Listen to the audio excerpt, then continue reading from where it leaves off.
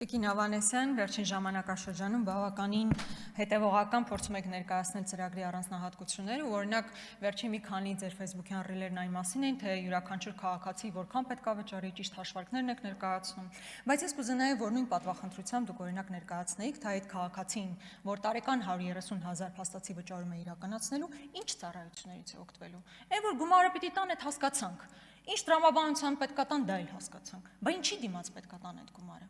Ես կարող եմ բացել իմ հեռախոսը բազմաթիվ նամակներ ցույց տալ։ Հարցնում են, այս ինչ վիրահատություն է, փոխհատուցվելու է, պետպատվերի, այսինքն պարտադիր ապահովագրության շրջանակներում կա, չգիտեմ ինչ պատասխանել։ Այս ինչ ծառայությունը, վիրահատությունը, դեղերը, չկա դրա պատասխանը։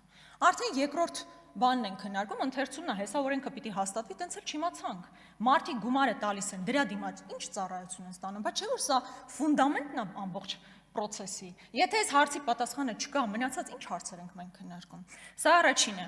Հիմա սիրելի հայրենակիցներ, սիրելի թոշակառուներ, հատկապես 63 եւ 64 տարեկաններ։ Մեր խմբակցությունը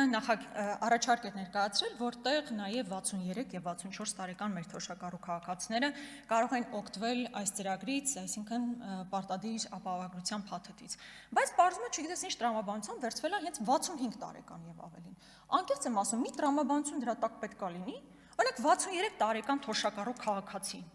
Ինչով է տարբերվում 65 տարեկան թոշակառու քաղաքացուց։ Եթե 65-ի համար ասում եք ես քեզ համար փոխհատուցում եմ, 63-ի համար չփոխհատուցելու տրամաբանությունը ո՞րն է։ Եթե ասում եք նախնական հաշվարկներ պիտի անեք, անեիք։